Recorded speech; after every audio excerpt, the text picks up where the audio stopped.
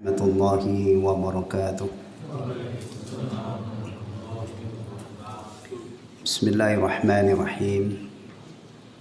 Alhamdulillahilladzi hadana lihada wa ma kunna linahtadiya laula an hadana Allah. Wa asyhadu an la ilaha illallah wahdahu la syarika lah. Wa asyhadu anna Muhammadan 'abduhu wa rasuluhu la nabiyya ba'dah. Sallallahu alaihi wa ala alihi wa ashabihi wa man tabi'ahum bi ihsanin ila yaumiddin. Amma ba'd. Ikhwatal iman rahimani wa rahimakumullah. Insyaallah malam ini kita akan melanjutkan menelaah kitab Tazkiyatun Nafs. Pada kajian terakhir bulan lalu, alhamdulillah kita telah menelaah tentang macam-macam hati. Dan kategori hati yang pertama yaitu hati yang sehat, ya, sudah kita telaah bersama. Malam ini kita lanjutkan mulai dari hati yang mati. Halaman 31 bagian bawahnya. Karena ini ada terjemahannya ya, dan pegang semua. Pertama saya bacakan terjemahannya, kemudian nanti saya bacakan kitab aslinya ya. Jadi ini pertama kita baca terjemahannya dulu ya. Hati yang mati ini adalah kebalikan dari hati yang sehat atau selamat, yang sudah dibahas di halaman sebelumnya ya, halaman 30. Hati yang mati adalah lawan daripada hati yang sehat atau yang selamat ya, atau hati yang hidup ya. Nah, hati yang selamat itu bagaimana kriterianya? Bisa kita rujuk kembali karena di sini disebutkan ya. Di definisi lain menyebutkan bahwa hati yang sehat adalah hati yang terhindar dari segala syahwat yang melanggar perintah dan larangan Allah. Nah, jadi kalau ada orang punya hati, kemudian hati itu terhindar ya dari pelanggaran yang bersumber dari syahwatnya. Syahwat itu kesenangan atau keinginannya. Berarti ini hatinya sehat. Ya. Kadang-kadang syahwat itu melunjak istilahnya ya. Melunjak. Kadang-kadang syahwat perut misalnya, itu sampai berani makan yang diharamkan oleh Allah. Berarti hatinya enggak sehat, karena sudah terpengaruh oleh syahwatnya sehingga dia melanggar larangan Allah. Atau kadang-kadang ada satu kewajiban yang sudah tiba waktunya, dia tidak mau melaksanakan sampai lewat misalnya. Ini berarti juga orang yang seperti ini hatinya tidak sehat ya. Misalnya syahwat kemaluan, ini parah nih ya. Kalau orang itu sampai berzina misalnya, berarti menunjukkan hatinya itu tidak sehat. Tapi kalau urusan syahwat perutnya, syahwat kemaluannya itu terkendali, tidak membuat dia melanggar larangan Allah atau meninggalkan perintah Allah, maka berarti orang itu hatinya sehat. Dan dari segala syubhat yang menghalangi kebaikan hati itu sendiri.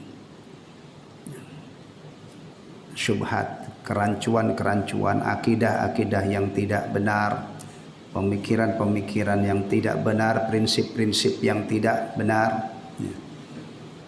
Hati ini terhindar dari beribadah selain kepada Allah. Terhindar dari beribadah selain kepada Allah. Berarti ibadahnya hanya apa? Untuk Allah semata. Tidak menjadikan hakim untuk memutuskan setiap perkara selain Rasulullah SAW. Itu diantara definisinya ya. Kita lanjutkan. Hati mati tidak mengenal Rabbnya. Tidak mengenal Rabbnya. Rabbnya itu siapa yang dimaksud? Tidak mengenal Allah. Ya, Allah itu sering disebut Rabb, Rabbul Alamin, ya, Rabb semesta alam. Atau kadang-kadang Rabbun Nas, Tuhannya manusia yang menciptakan, yang mengatur alam semesta ini. Tidak beribadah kepadanya, enggan menjalankan perintahnya.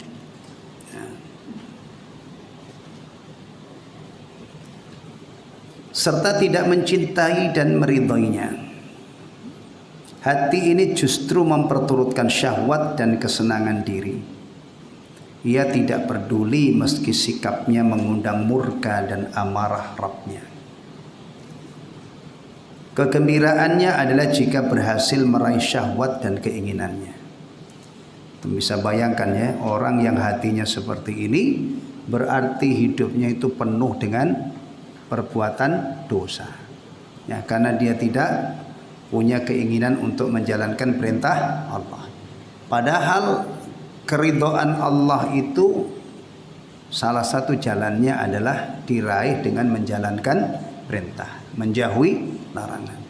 Maka orang-orang yang seperti ini, yang hidupnya ini tidak ada keinginan untuk beribadah, ya, dia akan berhadapan dengan Allah Subhanahu wa taala. Bahkan pada suatu saat nanti ya, itu bisa saja orang seperti ini ya mengalami kerugian, mengalami kebinasaan yang tiada tara di akhirat kelak. Ia menyembah selain Allah. Ia mencintai karena nafsu dan membenci juga karena nafsu. Wah, ini kacau banget ya. Orang itu kalau mencintai dan membenci karena nafsu, itu berarti kacau. Karena relnya cinta dan benci dalam ajaran Islam itu mencintai karena Allah, membenci karena Allah, memberi karena Allah, tidak memberi juga karena Allah. Baik. Dan menahan pemberian juga berdasarkan nafsu. Keinginan dan hawa nafsu adalah prioritas baginya. Keduanya lebih ia sukai daripada ridha Allah. Hawa nafsu adalah imam bagi hati seperti ini. Syahwat adalah panglimanya, kebodohan adalah pemandunya, dan kelalaian adalah kendaraannya. Pikirannya dipenuhi hasrat untuk mendapatkan segala sesuatu harta benda dunia ini. Ia mabuk cinta terhadap keinginan dan cinta sesaat. Jika pemiliknya diseru menuju Allah dan negeri akhirat dari kejauhan, ia pun enggan mengikuti seruan dan nasihat. Ia lebih suka mengikuti setan yang membangkang atau yang durhaka. Dunia mengendalikan amarah dan kesenangannya. Hawa nafsu membuatnya tuli dan buta terhadap apapun selain kebatilan. Ia pun bergaul dan berteman dengan orang yang memiliki hati serupa. Padahal mereka mengandung penyakit, racun dan membinasakan. Ya. Nah, ini terjemahannya ya. Saya bacakan aslinya. Nanti kalau ada terjemahannya yang tidak benar atau yang tidak pas, nanti bisa kita lakukan revisi-revisi. Ya.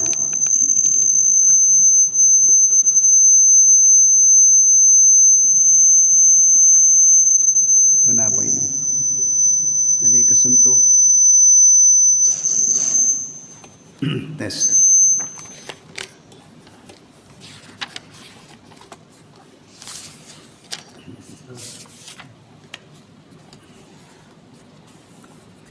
Baik. Al-qalbul mayyit, hati yang mati, ya, hati yang mati. Wa huwa diddul qalbis salim, yaitu hati yang bertentangan dengan hati yang selamat, hati yang sehat. Wa huwa la ya'rifu rabbah, hati ini atau dia tidak mengenal Rabbnya. Hati yang mati dia tidak mengenal Rabbnya, tidak mengenal Tuhannya. Wala ya'buduhu bi amrihi, dan tidak menyembahnya atau tidak beribadah kepadanya, bi amrihi, dengan menjalankan perintahnya. Wala yuhibbuhu wa yardah, serta tidak mencintai dan meridainya. Tidak mencintai Allah, ya, dan tidak mencari keridhaan Allah Subhanahu wa taala. Bal huwa waqifun ma'a syahawatihi, bahkan dia selalu memperturutkan syahwat, waladzatihi, dan kesenangannya, kesenangan-kesenangan yang diminati oleh nafsunya, ya. Itu adalah kesenangan yang dibenci oleh Allah. Maka orang itu kalau memperturutkan hawa nafsunya, tidak mungkin dia akan mendapatkan ridha Allah Subhanahu wa taala. Walau kana fiha sakhatu rabbih wa ghadabu, meskipun dalam kesenangannya itu terdapat kemurkaan, kebencian dan kemurkaan Tuhannya. Ini orang nekat ya. Nekat ya, jangan sampai kita berani seperti ini. Ya, kekang hawa nafsu kita. Jangan sampai liar. Memang orang memperturutkan hawa nafsu itu ketika di dunia ini kelihatannya enak, kelihatannya bahagia. Tapi masalahnya hidup itu bukan hanya sekali di dunia ini. Kapan sengsaranya, celakanya orang-orang yang memperturutkan syahwatnya tadi, menikmati hal-hal yang dia sukai tanpa memperhatikan murka Allah Subhanahu wa taala. Kapan itu? Nanti kalau sudah tiba saatnya Allah memberi balasan, terutama di akhirat. Kalau di dunia ini kadang-kadang orang-orang yang pola hidupnya seperti ini menjadi bintang. Hidup ya lontang-lantung, nggak peduli ibadah, nggak peduli perintah Allah, atau memang aslinya dia bukan orang Islam, ya kan? Bisa jadi bintang di dunia ini, jadi orang kaya, jadi orang ngetop, ya kan? Ya. Masya Allah. Setidaknya ini ngetop di mana? Kalau nggak ngetop tingkat internasional, ngetop di dunia maya ya. Masya Allah. Ya, hidup tidak ada arahnya, hidup tidak dimanfaatkan untuk menaati Allah Subhanahu wa taala. Sebenarnya sih ya, sebenarnya kalau toh orang-orang yang bebas begini ini kelihatannya bahagia di dunia, itu juga belum tentu bahagia. Ya, benar nggak? Kadang-kadang kita melihat orang-orang begini ini, wah kayaknya happy banget, tapi dia juga sengsara. Ada nggak dalam ajaran Islam itu maksiat menimbulkan ketenangan, itu ada nggak? Kalau lagi asik maksiat itu kayaknya sudah dunia ini milik dia, tapi habis itu kadang-kadang Masya Allah dia tersiksa. Tidak mungkin maksiat itu menemukan ketenangan yang hakiki. Ketenangan yang hakiki itu timbul kalau kita taat kepada Allah dan Rasulnya. Baik. Fahuwa la yubali idza faja bi syahwatihi wa haddihi radiya rabbahu am sakhita. Dia tidak peduli jika dia berhasil memuaskan syahwatnya. Dia tidak peduli apakah Rabbnya itu ridha atau murka, apakah Allah ridha kepadanya atau Allah murka padanya. Nih, orang yang memiliki hati yang mati itu seperti ini hidupnya. Ya. Nah, rata-rata ini kehidupan model begini yang menjalani siapa? Nah, ya orang-orang kafir. Bahkan di dunia mereka itu kadang-kadang Masya Allah, mereka itu benar-benar memperturutkan keinginannya. Pengen telanjang ya telanjang, Ya kan, nggak ingat bahwa Allah yang menciptakan kita ini ada aurat yang harus kita diwajibkan untuk ditutupi. Benar, ada. Bahkan yang ditawarkan oleh mereka, kadang-kadang mereka itu jahatnya bukan hanya mempraktekkan ya, tapi mengajak orang lain, mempromosikan ya, hidup untuk memuaskan syahwatnya itu. Sampai seks bebas gitu gimana? Ya, seks bebas itu model-model banyak macamnya. Ya, kadang-kadang dilampiaskan dengan cara yang sangat keji, yang sangat jorok ya.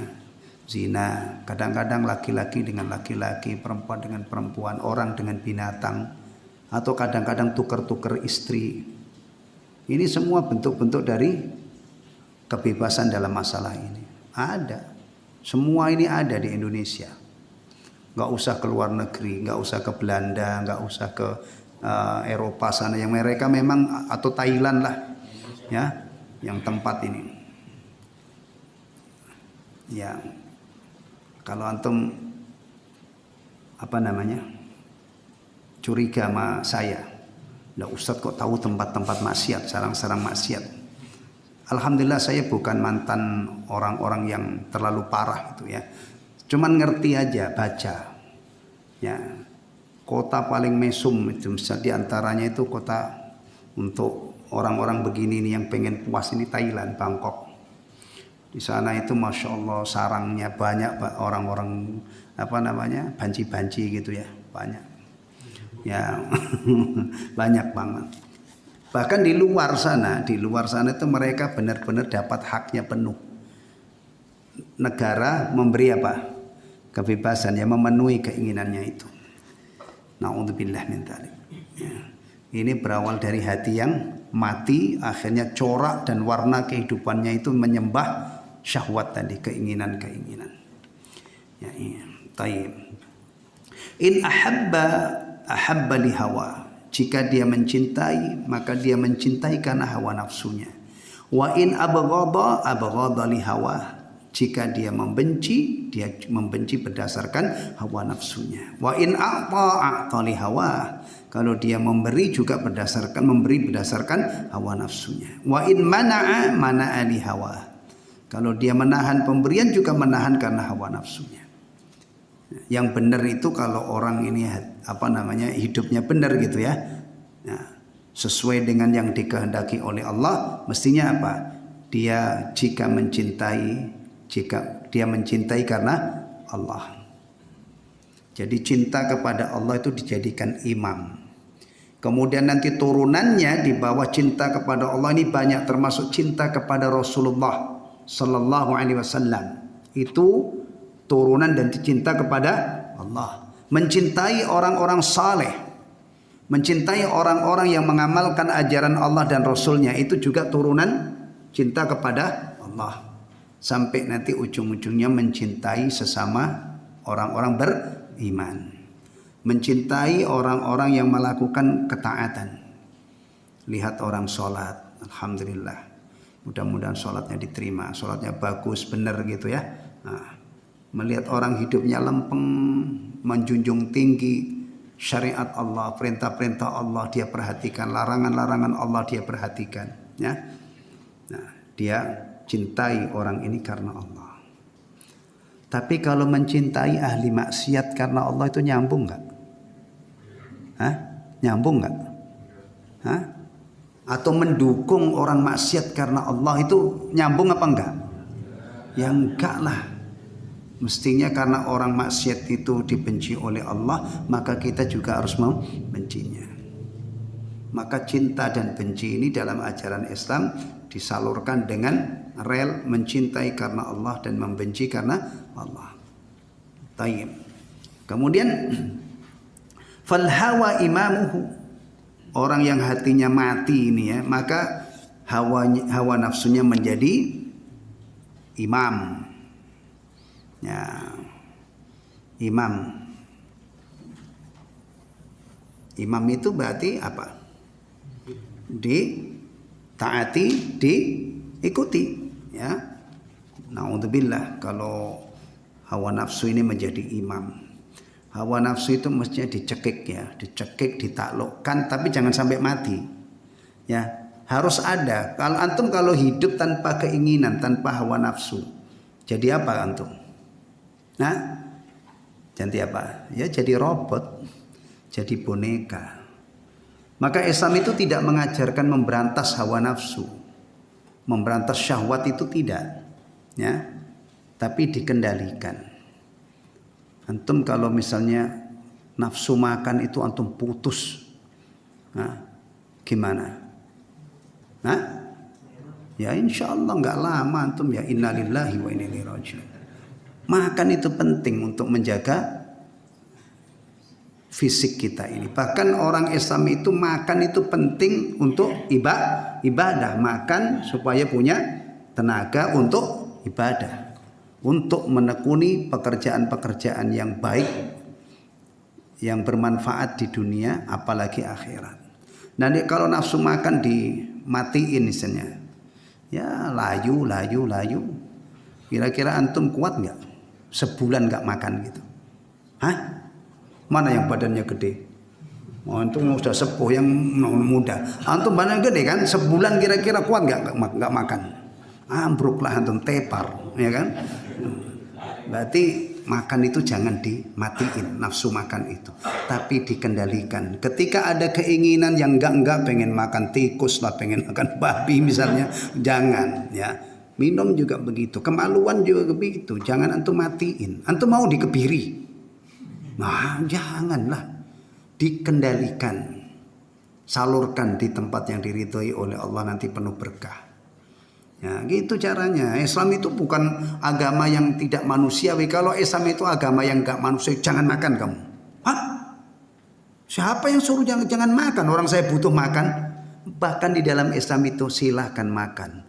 Allah yang menyetop makanan-makanan yang halal, kita diperintah oleh Allah untuk makan makanan yang halal.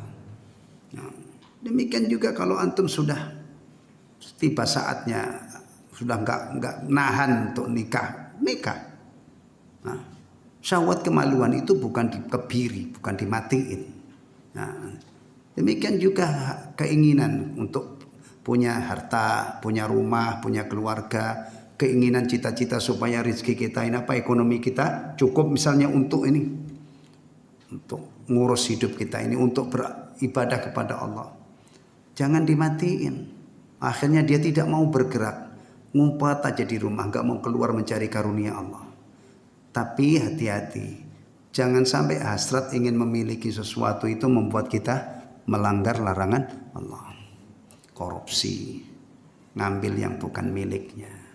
Ya, misalnya itu kalau sudah melanggar tadi, ya, larangan atau meninggalkan perintah, disinilah baru masalah. Nah, berarti kewajiban kita ini mengontrol, ya, mengelola supaya syahwat ini tidak liar, kendalikan. Taib. Fal hawa imamuhu, hawa nafsu adalah imamnya. Wasyahwatu qaiduhu, syahwat ini panglimanya. Wal jahlu sa'iquhu, dan kebodohan itu adalah, sa'iq itu artinya itu kalau ini asalnya itu supirnya. Apa diterjemah apa itu? Hah? Pemandunya, ya, pemandunya. Kemudian wal ghaflatu markabuhu, dan kelalaian adalah kendaraannya. Ya, ini bahaya banget kalau hidup seperti ini. Na'udzubillah. Fahuwa bil fikri fi tahsili agradihi ad-dunyawiyati maghmur. Pikirannya dipenuhi hasrat untuk mendapatkan harta benda dunia. Ya. Yang penting dapat, cara tidak penting. Masya Allah. Kalau demi mendapatkan recehan dunia saja yang penting dapat, cara tidak dipikirkan. Ya, ini orang begini ini. Bayangkan kalau seandainya di dunia itu dia berhasil, ya, nanti di akhirat itu dia akan binasa dan celaka. Kenapa? Pada saatnya hisab nanti, harta itu dihisab dari 2 titik. Dari mana kamu mendapatkannya dan untuk apa kamu belanjakan. Nah, kalau orang begini ini, yang penting harta. Cara itu nggak penting.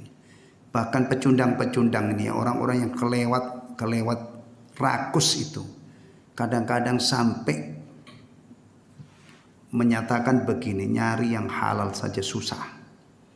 Apalagi nyari yang haram aja susah, apalagi yang halal gitu ya.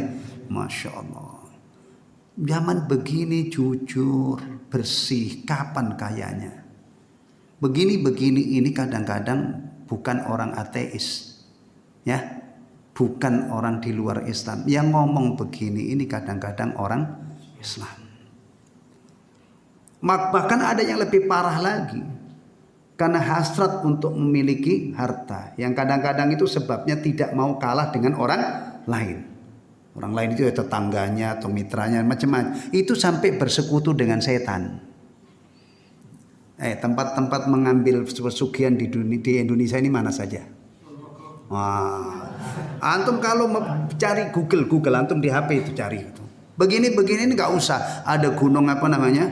Macam-macam lah, nggak usah disebut nanti. Ini kan direkam ya.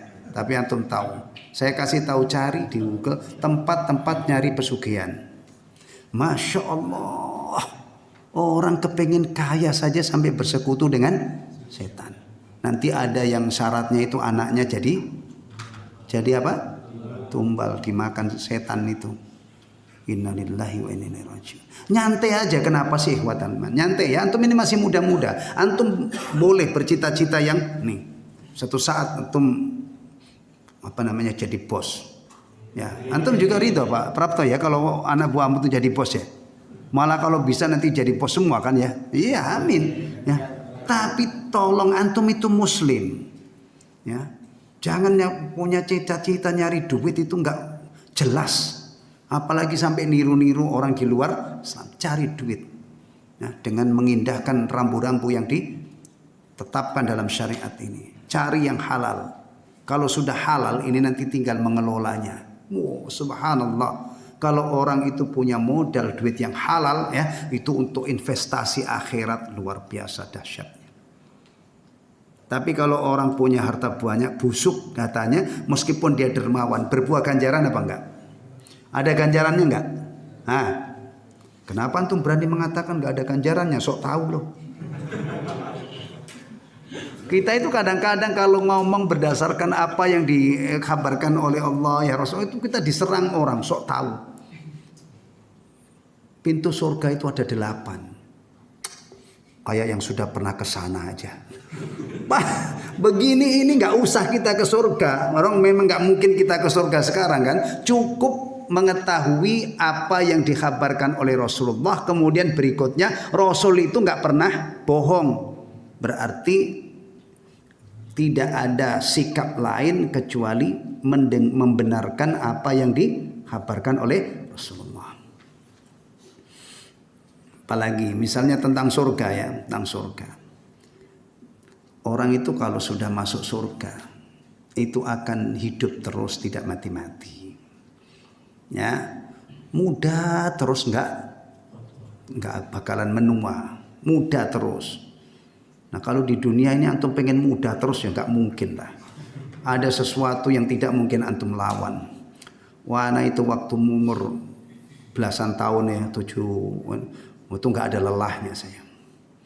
Habis sekolah itu sore-sore olahraga, poli. Dulu itu juga kalau naik motor itu cuman nggak pakai apa-apa, cuman kaos oblong di sini. Naik motor 120, 140 itu di kampung itu nggak masuk angin. Coba sekarang saya. Ya ini sunnatullah. Kalau antum pengen muda terus nggak usah repot-repot di dunia ini menghabiskan puluhan juta atau bahkan mungkin ratusan juta untuk muda. Udah jalanin aja hidup ini dengan beribadah kepada Allah. Mudah-mudahan nanti hasil dari perjalanan hidup kita ini dimasukkan ke dalam surga. Enggak bakalan tua. Ya iyalah surga. Kalau penghuninya itu pada tua-tua, nikmatnya mangkir. Kayak misalnya di dunia ini antum display makanan, masya Allah sate sembarang kali istilahnya. Orangnya pada ompong-ompong semua, dimakan apa enggak? Nah, ya mereka milih tahu gejrot lah daripada ini yang enggak usah punya. Ya min tamam, di antara kesempurnaan nikmat surga, fisik ahlul jannah itu ya diciptakan oleh Allah dengan semua sifat itu sehingga terserap ya. Apalagi muda terus, tidak pernah tua. Kemudian sehat terus, tidak pernah sakit ya. Kemudian nikmat terus, tidak pernah sengsara. Semuanya. Di dunia ini ada nggak orang punya istri cantik tapi sengsara? Hah? Ada nggak? Banyak lah. Apalagi orangnya jelek, istrinya cantik. Itu kadang-kadang istrinya itu dipanas-panasin orang. Kalau istrinya nggak kuat-kuat iman, ikut orang yang manas-manasin itu. Mbak, kamu itu ngapain mau sama suamimu? Udah jelek, kere lagi. Nikah sama saya. Kadang-kadang kan dirusak orang begitu kan. Masya Allah, berumah tangga sengsara. Di surga itu tidak mungkin ada istri membuat suami sengsara. Nggak mungkin. Nah, sifat-sifat buruk pada seorang wanita yang ada di dunia itu dibuang jauh-jauh oleh Allah. Di dunia ini ada antar tetangga itu saling hasad nggak? Sehingga kadang-kadang main dukun juga. Ada nggak? Di surga itu tidak ada hasad. Maka mereka itu rukun banget, damai banget. Kebencian, dendam itu sudah bersih dari dada orangnya. Maka kalau pengen menjadi penghuni surga, tolong ya begini-begini ini dipraktekkan di dunia. Antum jangan menjadi orang yang hasut, pendengki, jangan menjadi orang pemarah, jangan menjadi orang sombong. Siapkan diri kita ini agar mudah-mudahan nanti balasan hidup kita ini surga dengan memperbaiki akhlak. Terutama yang pertama tentu akidah. Akidah kita ini harus benar, iman kita, akhlak kita, ya, ibadah kita. Sehingga pantas orang yang sombong masuk surga itu enggak nyecing. Karena surga itu orangnya ramah-ramah, kalau ketemu kilan salaman salama. Dan biasanya orang sombong itu kalau ketemu orang enggak peduli orang. Baru kalau kena batunya biasanya minta tolong orang sombong itu. Ya kan? Kalau kondisi normal ya. Iya. Orang Islam itu hatinya harus bersih. Dilatih, keluarkan hal-hal penyakit-penyakit hati kita. Ini sedang belajar ini ya. Ya. Supaya mudah-mudahan balasannya nanti kita ditempatkan oleh Allah Subhanahu wa taala di jannah. Karena penghuni surga itu memang hatinya bersih-bersih. Tayyib. Nah, kita lanjut.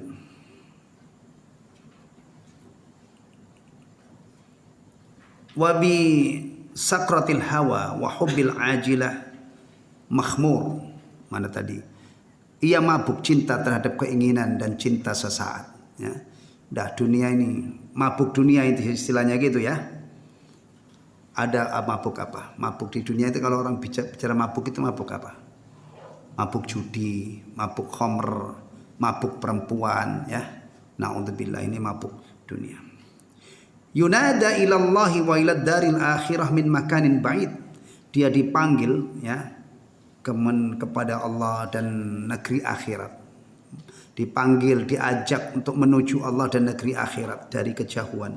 Ibaratnya seperti itu ya. Fala yastajibu linnasih, maka dia tidak sudi mengikuti seruan sang pemberi nasihat itu. Wa yattabi'u kulla syaitanin marid, namun dia memilih mengikuti syaitan yang durhaka. Ad-dunya tushituhu wa turdi, ya, yang membuat dia senang atau marah itu hanyalah dunia. Wal hawa yasummuhu amma siwal batil wa ya'mi. Hawa nafsunya itu membuat dia tuli, ya, tuli dan buta terhadap kecuali kepada kebatilan, dari selain kebatilan. Nah, ini yang terjemahannya perlu diperhatikan. Terjemahannya apa itu di ujungnya? Ia pun bergaul dan berteman dengan orang yang memiliki hati serupa, gitu ya. Padahal mereka mengandung penyakit, racun dan membinasakan. Ini apa namanya? Meleset jauh dari redaksi aslinya. Fa mukhalatatu sahibi hadzal qalbi saqamun. Ya. Ini berarti gini loh. Antum bisa membayangkan nggak betapa mengerikannya sosok yang digambarkan tadi, orang yang hatinya mati. Ngerikan kan? Hah? Mengerikan nggak? Udah nggak ingat Allah, nggak kenal Allah, yang pokoknya hidupnya itu penuh dengan dunia. Itu kan gambarannya kan. Kehidupan begini nih kalau dijalani sehari, 2 hari, setahun, 2 tahun, 10 tahun, kemudian mati dalam keadaan seperti ini tidak bertaubat. Itu kira-kira yang antum bayangkan waktu matinya itu dosanya seberapa? Hah? Apalagi kalau orang-orang kaya ya.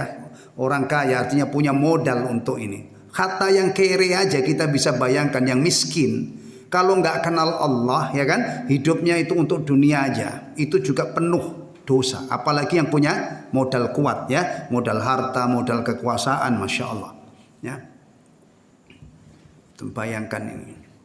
Orang begini ini jangan deket-deket antum. Itu maksudnya di penghujung ini ya, itu diingatkan famukhalatatu sahibi hadzal qalbi saqamun. Berinteraksi, bergaul dengan orang yang memiliki hati seperti ini penyakit. Nah, kemarin waktu COVID itu ya, kalau ada yang terindikasi COVID itu nggak boleh campur dengan orang. Di apa namanya? Di apa? Di isolasi, ya, di isoman ya. Masya Allah, nggak boleh. Nah, kenapa? Nular. Ini juga diingatkan di akhir setelah digambarkan tentang betapa mengerikannya orang yang hatinya mati itu. Awas kamu jangan deket-deket dia. Deket-deket dia penyakit. Dan benar, antum jangan sok kuat iman antum. Kenali diri antum bersasarkan ajaran Allah dan Rasulnya. Ya, al-mar'u ala dini khalili. Seseorang itu agamanya dipertaruhkan, agamanya sesuai dengan teman istimewanya, teman dekatnya. Berdekatan dengan orang yang hidupnya seperti ini, hati-hati. Ya, ada istilah yang lebih keren lagi, al-insan itu qabilun lit-ta'thir. Bisa menerima pengaruh dari luar. Nah, kalau yang dominan, yang banyak, yang mayoritas di sekitar kita itu orang-orang seperti ini, kira-kira antum bisa nggak tetap istiqomah? Hah? Di kerumunan orang-orang maghrib itu nggak kenal sholat. Hah? Bisa nggak orang yang bertahun-tahun atau lama bergaul dengan orang model begini ini, kemudian tetap istiqomah? Nanti dulu bro ya, ini sudah adzan, saya mau rukuk sujud. Keren banget. Emang antum malaikat? Hati-hati ya. Sifat kita ini pahami baik-baik.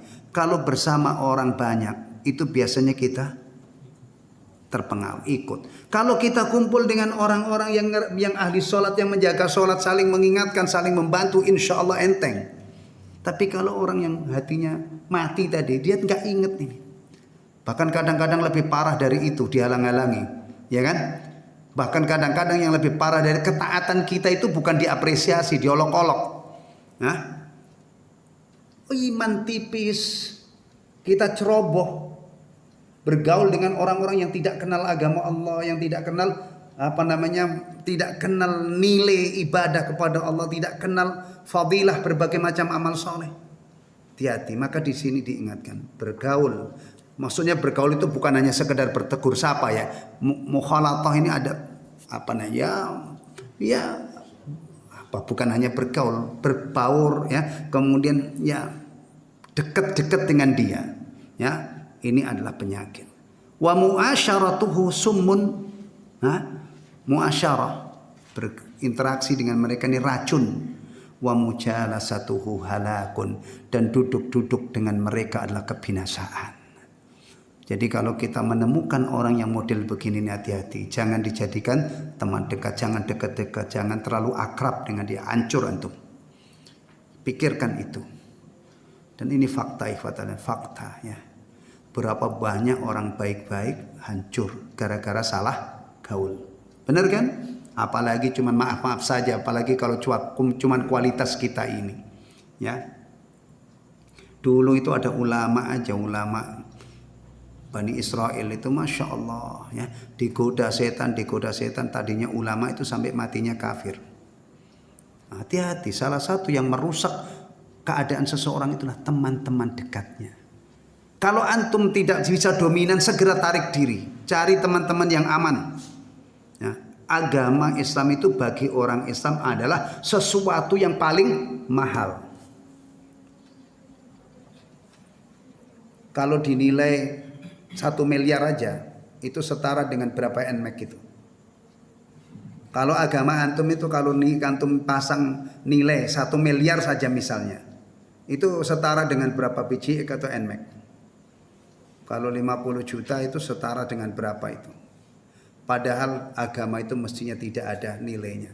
Dibeli 1 triliun, diberi berapapun, orang Islam tidak akan melepas. Maka hati-hati, jangan ceroboh.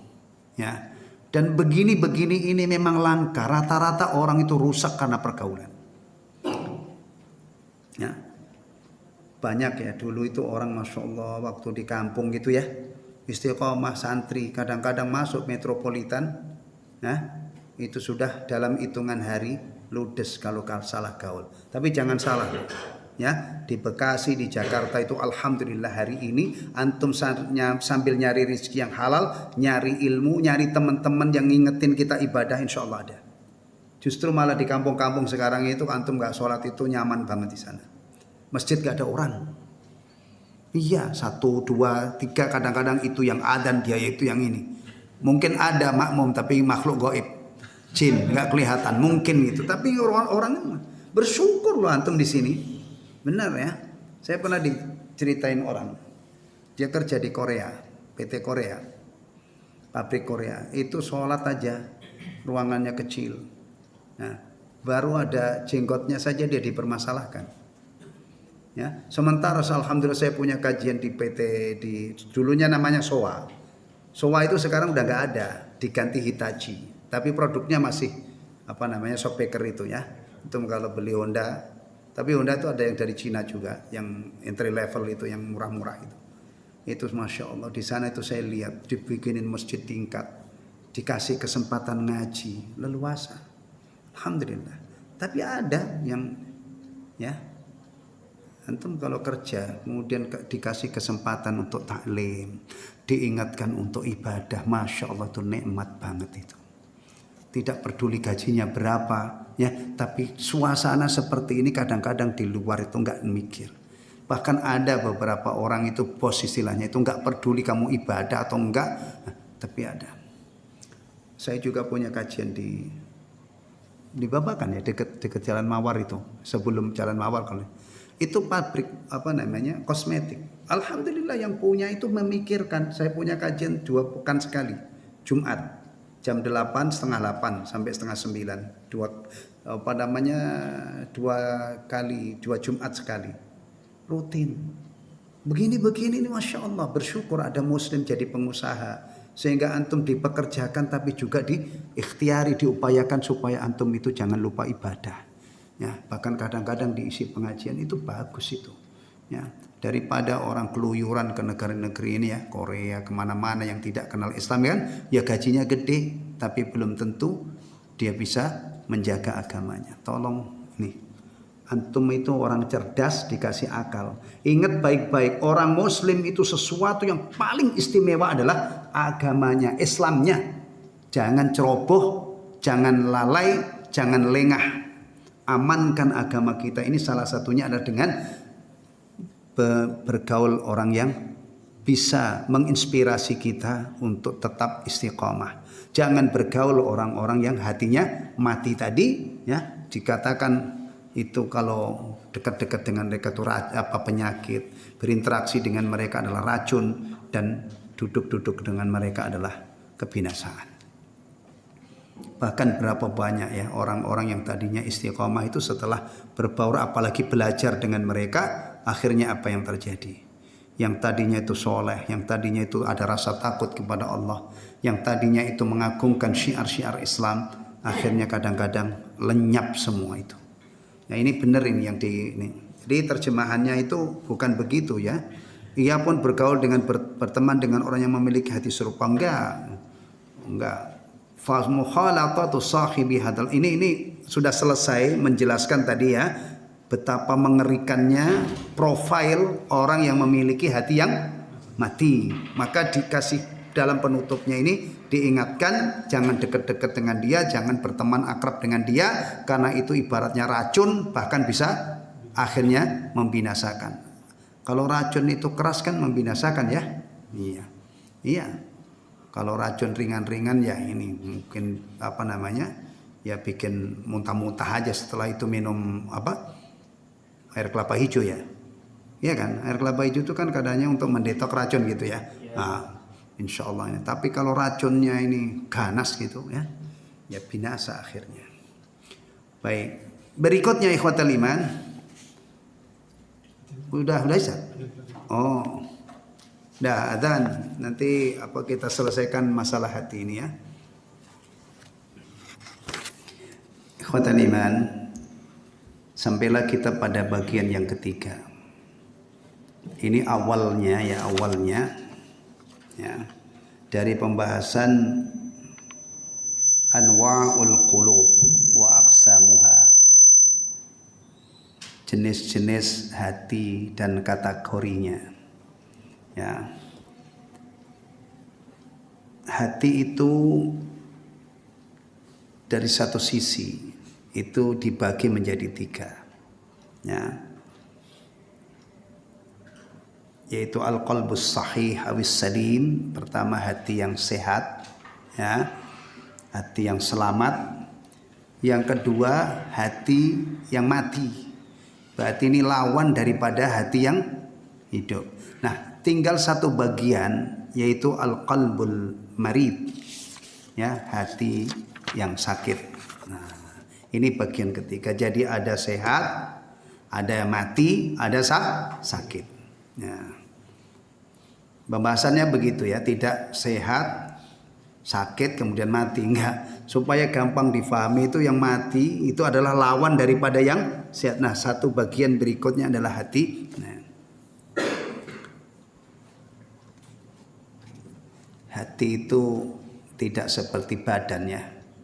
Kalau badan itu kadang-kadang suhu badan naik sedikit saja sudah bisa dirasakan, meriang gitu kan. Tapi kadang-kadang urusan hati ini orang punya hati sakit parah bahkan mati itu nggak terasa. Makanya harus ilmu tentang hati ini kita pelajari ya, supaya kita hidup ini tidak aja ngurusin luar, ngurusin fisik, tapi juga kita khususkan waktu terus menerus. Sebagaimana kita berusaha agar fisik kita itu sehat, maka kita juga berusaha hati kita sehat. Baik. Al-qalbul marid, hati yang sakit. Hati ini hidup namun memiliki penyakit. Jadi dikatakan sehat juga tidak 100% sehat, dikatakan mati juga tidak 100% mati. Gak tahu ini kayaknya sih hati kita semua ini kategorinya ini ya. Ya. Atau antum merasa hati antum mati? Ya kalau merasa itu bagus, bertobat kepada Allah, mohon kepada Allah hati yang hidup. Ya, mudah-mudahan paling tidak itu hati kita ini jangan sampai matilah, jangan sampai keras kayak batu gitu ya. Tapi mudah-mudahan paling tidak itu level ini. Kalau yang salim, benar-benar salim itu antum masih memerlukan apa? Perjuangan yang lebih jauh lagi, berawal dari sini. Kalau sakit itu insya Allah masih bisa disembuhkan. Tapi kalau mati itu menyembuhkannya gimana? Maksudnya luar biasa perjuangannya. Ya, hati yang mati itu satu saat bisa hidup ya. Kalau orang mati nyawanya dicabut itu nggak mungkin hidup lagi kecuali nanti pada yaumul ba'ts. Kemudian hati ini kadang menjadi baik, kadang menjadi buruk. Nah, pasti senyum-senyum antum baca, oh ini saya, ini begini, ini kadang baik, kadang buruk. Ia cenderung mengikuti pengaruh yang lebih dominan. Di dalamnya terdapat cinta dan iman kepada Allah, alhamdulillah, serta ikhlas dan tawakal kepadanya. Namun di dalamnya juga terdapat sifat cinta syahwat, ambisi kesenangan, dengki, sombong, kagum pada diri sendiri. Padahal semuanya menyebabkan kebinasaan, menyebabkannya binasa dan celaka. Hati ini senantiasa bimbang di antara dua penyeru menuju Allah Rasulnya dan negeri akhirat, serta penyeru menuju dunia. Jadi tarik menarik gitu ya. Lalu hati ini pun menyambut yang paling dekat pintunya. Demikianlah hati pertama adalah hati yang hidup, patuh, lembut, sadar. Hati kedua adalah hati yang kering dan mati. Hati ketiga adalah hati yang sakit. Kadang-kadang ia dekat dengan keselamatan, tapi terkadang dia dekat dengan kebinasaan. Baik, ana bacakan ininya. Aslinya. Al-qismu tsalits, bagian yang ketiga, al-qalbul marid, hati yang sakit. Qalbun lahu hayatun wa bihi illatun. Tamudduhu hadhihi marratan wa hadhihi ukhra. Hati ini hidup namun juga memiliki penyakit. Hati ini kadang menjadi baik, kadang hati ini menjadi buruk. Ya, terjemahannya sudah nggak ada masalah. Wa huwa lima ghalabahu alaihi minhuma. Ia cenderung mengikuti pengaruh yang lebih kuat, yang lebih dominan. Fa fihi min mahabbatillah. Ya. Ini hidupnya ya, ini yang membuat hati ini dikatakan hidup ya, karena dia masih mencintai Allah. Ada mahabbatullah, mencintai Allah. Mencintai Allah itu kalau dibahas ya turunannya berarti mencintai orang-orang yang dicintai oleh Allah. Di antara orang yang dicintai oleh Allah itu adalah para anbiya, termasuk yang paling istimewa Rasulullah Muhammad SAW. Berarti mencintai Rasulullah karena Allah. Kenapa kamu mencintai Rasul? Karena Rasul dicintai oleh Allah. Itu salah satu alasannya. Wal imanu bihi, dan ada iman kepadanya, beriman kepadanya. Ini yang menyebabkan hati ini masih disifati apa tadi? Hidup. Kalau yang mati tadi kan sudah tidak mengenal Allah ya kan, tidak beriman, isinya full apa? Dunia. Nah, ini masih ada baiknya ya. Wal ikhlasu lahu, dan juga ikhlas pada Allah, wa tawakkulu alaihi, dan bertawakal kepadanya. Orang yang bertawakal kepada Allah itu berarti dia kenal Allah. Ya, kenal bahwa yang menentukan hasil usaha itu adalah Allah. Maka orang yang bertawakal itu dia akan menyerahkan urusannya kepada Allah dengan penuh keyakinan setelah dia berusaha. Ya. Awas ya, tawakal ini ajaran hebat. Tapi kalau disalahpahami, ini nanti menjadikan prakteknya sangat buruk. Ya, tawakal. Misalnya ya, ini petani punya sawah subur. Ya. Dia impikan akan menghasilkan padi yang maksimal. Kalau 1 hektar yang tanah subur berapa itu?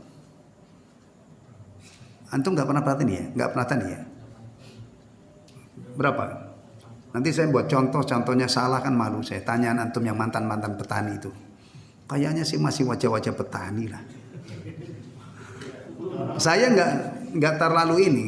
Taruhlah misalnya ya, orang ini punya sawah bagus gitu kan, pengen menghasilkan yang maksimal. 1 hektar sawah misalnya dapat 5 ton atau 10 ton misalnya. Ya, ini kalau orang yang tawakalnya benar ya kan, dia garap sawahnya itu dengan profesional ya kan, dia tanami tanaman-tanaman yang bibit-bibit yang bagus, dia rawat.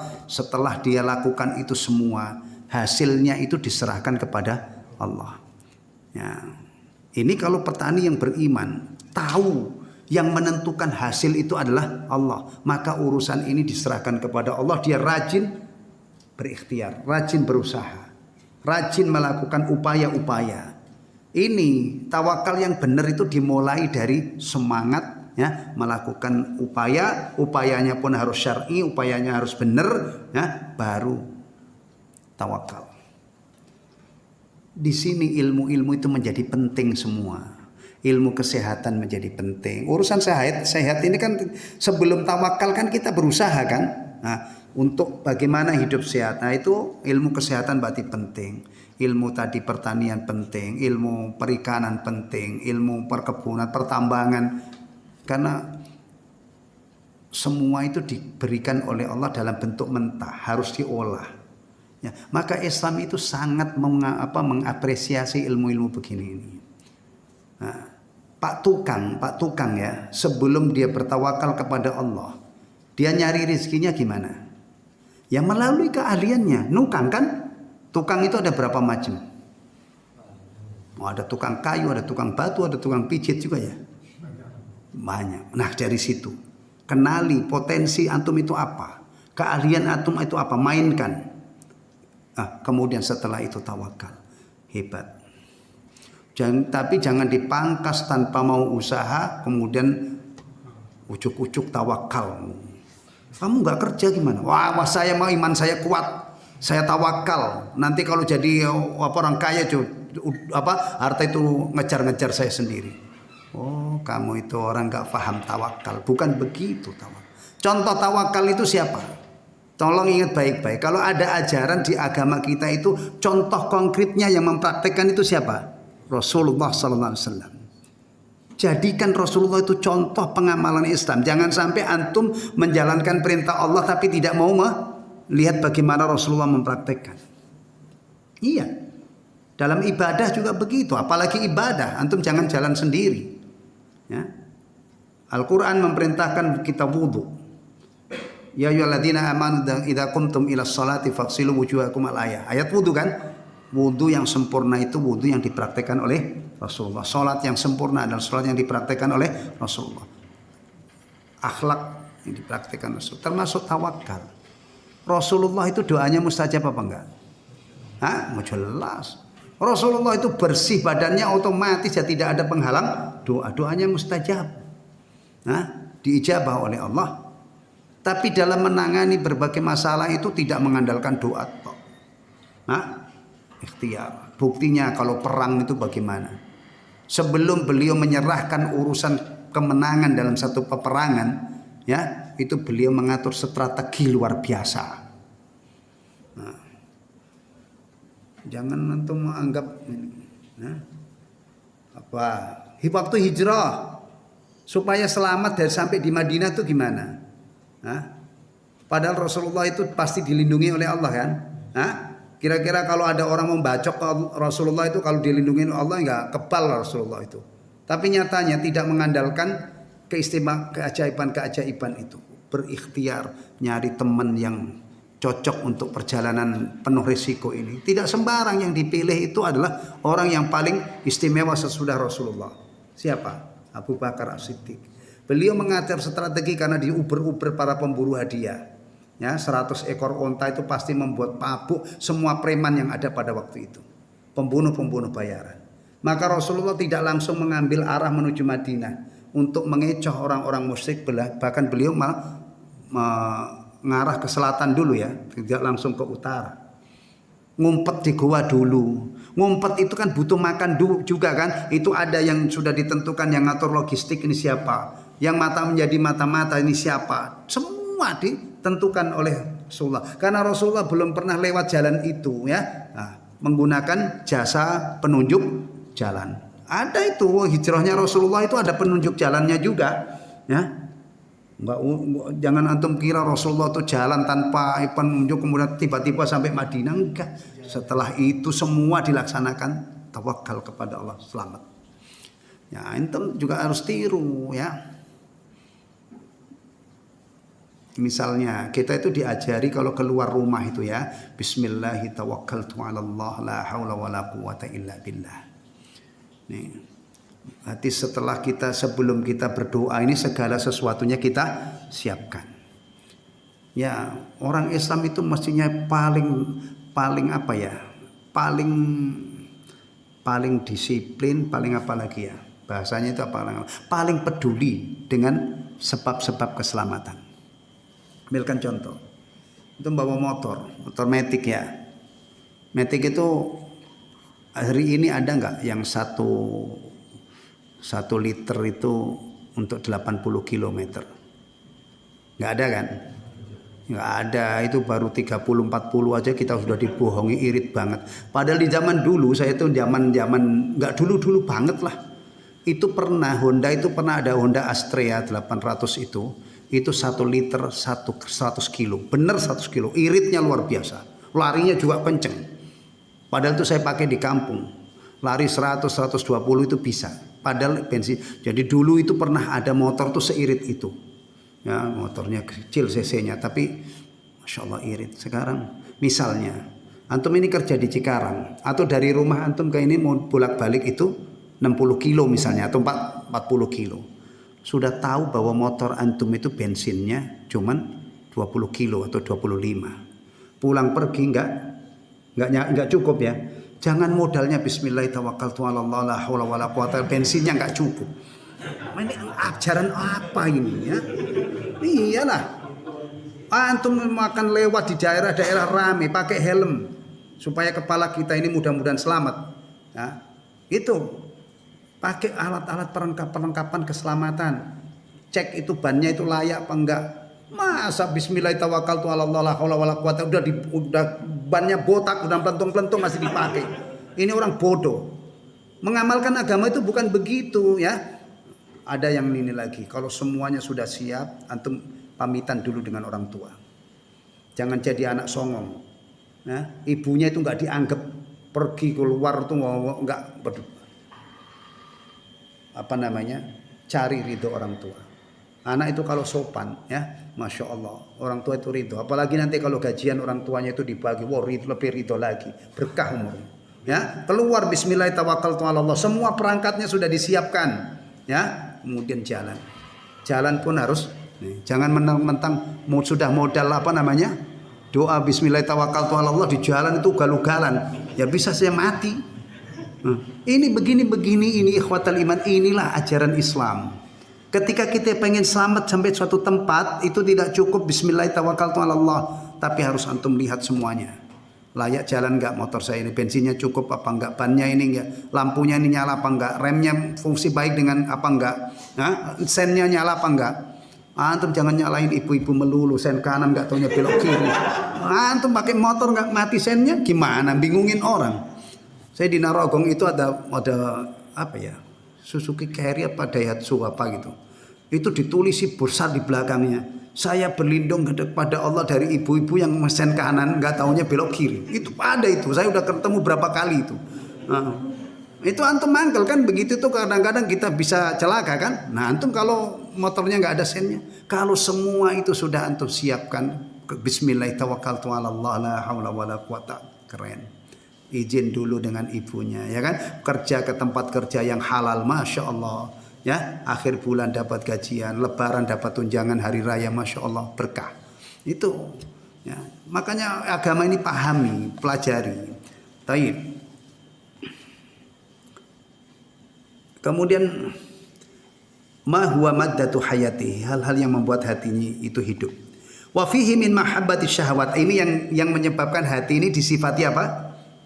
Disifati apa tadi? Enggak, yang hidup yang sampai di situ. Contoh berikutnya ini yang membuat hati ini disifati penyakitan gitu ya. Kalau tadi kan bagus, sudah sampai di situ bagus. Tapi masih ada wa fihi min mahabbati syahwat. Di dalam hati itu ada apa namanya? Cinta ya, syahwat. Kemudian wa itsariha, dan memanjakannya. Jadi kadang-kadang itu benar gitu ya, beriman kepada Allah, ikhlas, tawakal, tapi di sisi yang lain ternyata tidak full itu. Masih ada penyakitnya, yaitu memanjakan syahwatnya. Apa itu? Contohnya, wal hirsu ala tahsiliha, dan semangat untuk atau ambisi untuk kesenangannya. Wal hasad, ada hasad, wal kiber, sombong, ujub, ma huwa maddatu halakihi wa atabihi, dan merupakan apa namanya penyebab kebinasaannya. Ya, ini yang harus diperhatikan. Yang pertama tadi itu hal yang baik, dipupuk. Yang ini harus diperjuangkan untuk diluruskan. Hasad itu apa hasad? Hasad itu intinya enggak rela orang lain mendapatkan nikmat, ya itu ya. Jadi kalau misalnya antum lihat orang lain mendapatkan nikmat kok hati antum dek, wah, sambil ngumpat-ngumpat misalnya kan, itu kadang-kadang di dalam hati gitu ya, berarti itu ada hasad. Nah, semua orang itu pasti ada hasad.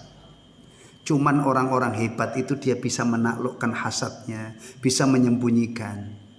Tapi kalau ada orang Masya Allah melihat orang lain sukses kemudian dia tidak terkendali hasadnya, nyari pembunuh bayaran, nyari ini dukun supaya orang ini hancur. Wow, orang ini orang rendahan. Setiap orang itu hasad, tapi orang-orang hebat itu dia bisa mengikis kehasatannya, ya. Dan juga itu ada bawa motor keluar siapa? Itu motor. Jemaah. Ada yang bawa motor, itu motor di situ dibawa keluar. Ya, jemaah. Oh, jemaah. Ya.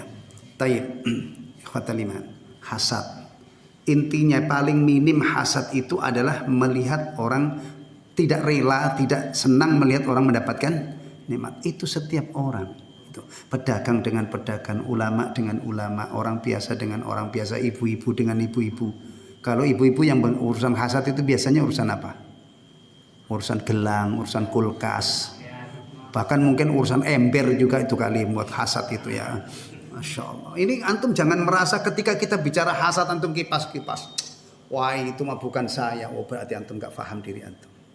Semua orang kalau melihat ada orang yang menandinginya itu pasti ada. Tapi nanti itu dia kelola dengan apakah dia ingat astagfirullah, ya kan? Atau dia olah ya Allah itu kan saudara saya itu. Dapat rezeki, dapat kelebihan itu kan dari Allah. Dan itu bukan jatah saya yang nyasar ke sana. Maka kalau ada orang miskin ya tetangganya kaya itu jangan datang bawa sini bagian saya. Bagian dari mana? Itu bagian yang didapat oleh saudara kita itu apa yang ditetapkan oleh Allah untuknya. Yang untuk kita, yang untuk kita nggak nyasar. Ya, makanya jadilah orang hebat. Buang hasad jauh-jauh. Fondasinya apa? Landasannya apa? Supaya kita ini tidak ingat bahwa ingat iman kepada takdir. Ya, ada orang sukses itu karena Allah yang memberikan kesuksesan. Ada orang kaya, nih. Ada orang jadi presiden, ada orang jadi menteri, ada orang ini ya, semuanya. Ya kan? Karunia Allah. Dan itu bukan jatah kita yang nyasar ke dia, enggak. Masing-masing sudah ditetapkan oleh Allah. Maka untuk membuat dunia ini nyaman gitu ya, itu salah satunya harus dipelajari agama kita ini, terutama masalah iman kepada takdir. Jadi orang miskin tapi kalau imannya kuat itu keren. Dia tidak menghinakan dirinya, dia tidak dia tidak menjual agamanya, dia sabar, dia tidak hasad, itu keren. Ya. Waktu itu kita sudah pelajari ya di Al-Adabul Mufrad. Ada orang lamar orang ya kan, kemudian ditolak lamarannya ya. Iya kan?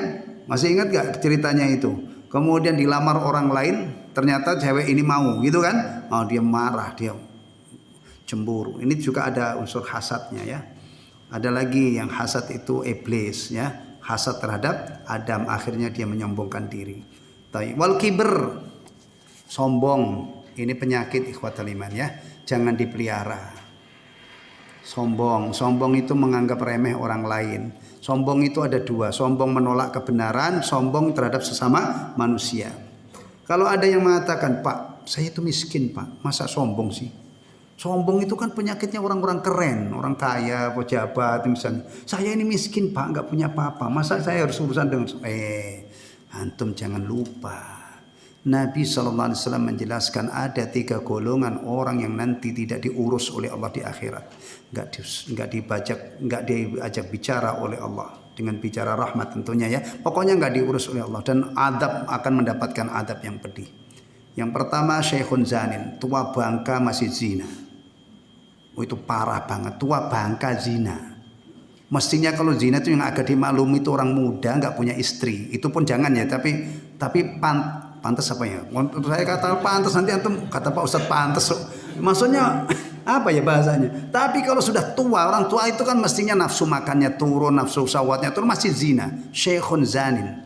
Mestinya orang tua itu bahkan kalau dulu mudanya dulu itu pernah zina, itu tua itu adalah memanfaatkan waktu untuk apa? Istighfar, taubat, mengingat-ingat. Tapi masih zina. Syekhun parah. Kemudian malikun kadzab. Penguasa yang pembohong. Penguasa kok pembohong itu ngapain? Penguasa itu raja itu nggak perlu bohong lah. Bohong itu ya biasanya orang-orang yang perlu bohong. Orang penguasa bohong. Nah ini. Yang ketiga, ailun mustakbir. Orang miskin sombong. Jadi nasihat sombong itu relevan kepada siapa saja. Wahai orang-orang kaya, kamu jangan sombong. Hancur nanti kamu. Wahai pejabat-pejabat tinggi, kamu jangan sombong dengan jabatanmu. Kamu nanti akan mati dan satu saat berdiri di hadapan Allah. Dihisab. Nah, kemudian untuk Anda yang miskin-miskin juga. Hati-hati, jangan sudah miskin sombong. Itu parah banget itu. Keterlaluan, udah nggak punya modal. Bahkan ada ungkapan, biar miskin yang penting sombong. Aduh, ini mah kelewatan banget itu. Jangan ya. Ini disebut di sini sombong. Ujub ini orang bangga-banggakan dirinya. Ya. Antum kalau ketemu orang sombong itu pasti sebel. Orang sombong itu kadang-kadang dari jalannya aja udah 4 istilahnya ya kan. Cara bicaranya, biasanya suaranya gede. Orang ujub juga begitu. Ujub itu orang-orang hebat aslinya ini. Biasanya ujub itu ya, orang pinter, orang sukses, tapi dia bangga diri. Nah, kalau apalagi orang ahli ibadah ujub. Itu kalau ibarat ngelumpuin orang itu kita serimpung sekali aja langsung kelenger itu. Orang ibadah, banggain ibadah. Kalau saya mah begini misalnya ya. Dia membanggakan ketaatannya kepada Allah. Itu dengan 1 kali jurus saja orang seperti ini lumpuh. Ya, ambruk. Kamu kok banggain amalmu? Memang kamu sudah dikhabari oleh Allah. Hah? Kamu sudah dikhabari oleh Allah bahwa amalmu diterima. Kamu sudah dikhabari oleh Allah bahwa taubatmu itu sudah membuahkan ampunan. Beda dulu di zaman sahabat, di zaman Nabi itu ada ayat yang diturunkan yang menyatakan bahwa taubatnya 3 orang sahabat yang tidak ikut perang Tabuk itu sudah diterima oleh Allah. Ya. Ka'ab bin Malik, kemudian Murarah bin Rabi, kemudian siapa lagi itu? Satu lagi Hilal bin Umayyah. 3 sahabat nggak ikut perang Tabuk. Dibully oleh Rasulullah dan para sahabat. 3 bulan lebih kalau nggak salah.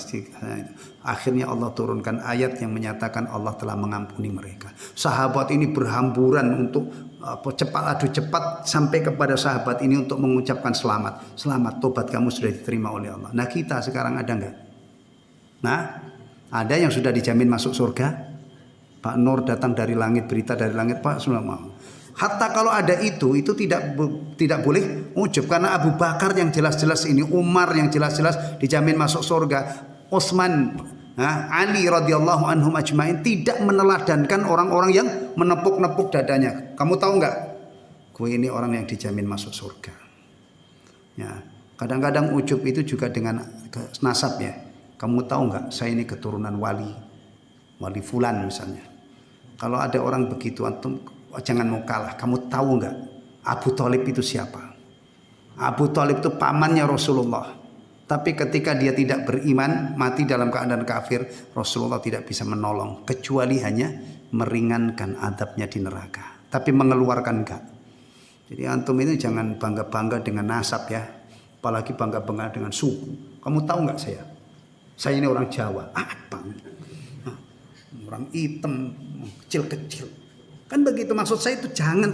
Kita syukuri kita jadi manusia. Jangan merendahin orang lain, jangan ini. Nanti kalau begini ini hancur negara kita ini. Negara kita ini berapa suku?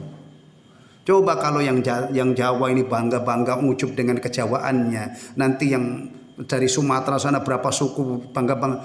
Kita bisa akur. Negara ini bisa tegak, bisa utuh. Yang ada tawuran, ujung-ujungan, ya kan? Udah, pandang manusia ini semuanya adalah manusia. Yang membuat orang mulia di sisi Allah itu adalah ketakwaan, dan ketakwaan itu kita tidak tahu. Antum ranking berapa dalam urutan kemuliaan? Nggak tahu. Bahkan kita juga khawatir ketakwaan kita ini jangan-jangan tidak diterima oleh Allah, tapi kita berharap juga diterima. Jadi jangan ujub, jangan sombong. Termasuk yang membuat kita tidak sombong itu adalah ingat asal kejadian antum itu apa. Nah, ini kalau ngaji tafsir surah Tharik itu top banget. Ya, kita ini diciptakan oleh Allah dari nutfah. Antum mau bangga, mestinya itu bukan bangga, syukur kepada Allah. Ya Allah, saya ini diciptakan dari air mani, tapi jadi manusia, alhamdulillah, punya tangan. Dilengkapi oleh Allah sekian anggota tubuh yang begitu besar manfaatnya. Ya, dan mana? Hatta bau sperma saja sudah tidak ada. Nggak ada orang bau sperma. Yang ada itu bau kambing kalau dia nggak mau mandi. Orang mandi pakai sabun kemudian pakai minyak wangi, nggak usah 100.000 minyak wanginya. Apalagi yang jutaan itu, antum pakai minyak wangi 10.000, 5.000, ada 5.000 ya. Nah, wangi, cuman wanginya sebentar. Kan murah. Masya Allah, hatta dosa pun. Coba kalau kita ini misalnya dosa ini berbau, nggak mungkin anak duduk di depan antum, untuk muntah-muntah semuanya. Dosa ditutupi oleh Allah, ya. Bahkan orang-orang fasik itu yang memang kerjaannya ini, ya, itu baunya harum-harum. Apalagi perempuan yang memang menjual dirinya harum-harum ya. Tapi jangan deket-deket, gak kuat iman antum. Gak kuat. Nah, apalagi kalau ketemu yang agresif, antum dikasih diskon 50%. Dikasih gratis, gak kuat. Bener, jangan nyari gara-gara. Jangan nyari gara-gara ya. Fitnah wanita itu dahsyat, kata Nabi. Tidak aku tinggalkan fitnah yang lebih dahsyat menerpa kaum laki-laki melebihi fitnah wanita. Ya. Taib. Nah, ini keadaan hati ya.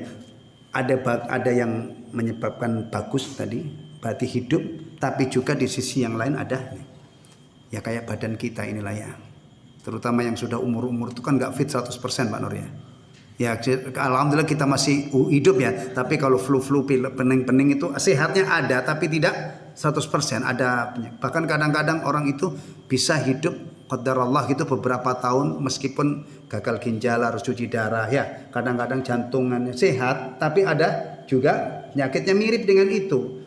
Yang membuat hidup ya dia sehat itu hidup, tapi ada penyakit. Ini juga. Nah, taib. Fahuwa mumtahanun min da'iyatain. Dia diuji dari dua seruan, dua penyeru. Da'in yad'u ilallah wa rasulihi wad darul akhirah. Yaitu penyeru yang mengajak kepada Allah dan Rasulnya dan negeri akhirat. Nah, sholat, puasa, zakat, taat kepada Allah. Wada'in yad'uhu ilal ajilah, dan ada seruan yang mengajak kepada dunia. Ajilah itu dunia, yang segera, yang kontan ini. Kalau ajilah yang nanti itu akhirat. Nah, wa huwa innama yujibu aqrabuhuma minhu baban. Dan dia hati ini yang akan mengikuti mana yang lebih dekat pintunya. Wa adnahuma ilaihi jiwaran, dan yang paling dekat posisinya. Alhamdulillah, selesai 3 macam hati sudah kita pelajari. Terus setelah ini apa lanjutannya? Antum membiarkan hati antum mati, antum membiarkan hati antum sakit, atau antum pengen punya hati yang sehat? Ya tentunya setelah mempelajari bab ini kita sama-sama punya cita-cita pengen memiliki hati yang salim, yang menyebabkan nanti kalau kita kembali ke akhirat itu tidak ada yang selamat kecuali hati yang salim. Ada tauhid, ada iman, masya Allah, ada cinta kepada Allah, ada keinginan untuk melakukan berbagai macam hal yang diridhoi oleh Allah. Hati yang akan memberikan keberkahan dan kebaikan yang melimpah ruah. Terus kita hitung mundur juga yang sudah kita pelajari. Kita orang Islam itu punya ilmu, hati itu ibarat raja. Jadi kalau hatinya ini salim, maka anggota tubuh ini akan berfungsi untuk melakukan hal-hal yang diridhoi oleh Allah Subhanahu wa taala. Tapi kalau hati ini hati yang mati tadi ya, bisa dibayangkan berarti seluruh anggota tubuh itu nanti jadi alat apa? Alat maksiat, alat durhaka kepada Allah. Ya kan? Kalau hati yang sakit ini sekali tempo lurus baik, tapi kadang-kadang kita nah ini harus dikombinasi dengan apa? Supaya keburukan-keburukan tadi itu diharapkan dapat ampunan, berarti di samping kita menaati Allah, menjalankan perintah-perintahnya, juga harus dikombinasi dengan banyak-banyak beristighfar, banyak-banyak bertobat, sehingga pada akhirnya hal-hal yang ditimbulkan oleh hati tadi yang buruk-buruk itu bisa kita minimalisir, kita obati. Akhirnya apa? Hati yang sakit ini naik peringkat menjadi hati yang salim, yang sehat. Ya, tolong ya kita sama-sama pikirkan masalah ini. Kalau kita tidak mengkaji tazkiyatun nufus, nggak mikir, nggak ingat kalau ada hati yang harus kita urus. Ini faedahnya kita belajar kitab ini, mengingatkan bahwa ada hati yang harus kita perbaiki, yang harus kita jaga, yang harus kita sempurnakan.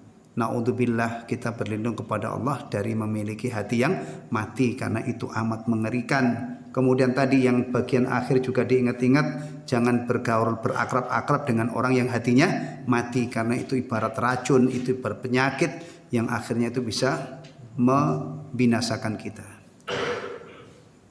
Alhamdulillahilladzi bi ni'mati tatimmus shalihat.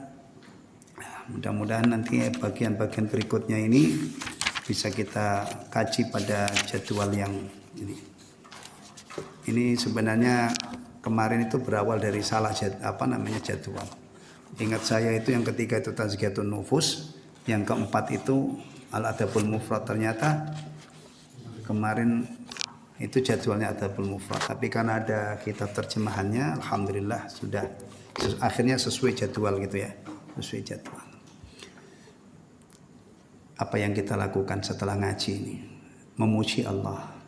Kita tidak mungkin bisa melakukan begini ini kecuali dengan pertolongan Allah, dengan curahan nikmat Allah. Alhamdulillahilladzi bi ni'matihi tatimmus shalihat.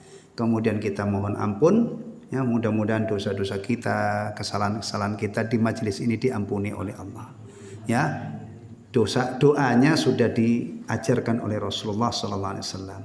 Doa ini dikenal dengan kafaratul majlis, yaitu untuk melebur kesalahan-kesalahan yang terjadi di majelis. Doanya sudah hafal, banyak yang hafal insyaallah ya. Subhanakallahumma wa bihamdika asyhadu an la ilaha illa anta astaghfiruka wa atubu ilaik. Wassalamualaikum warahmatullahi wabarakatuh.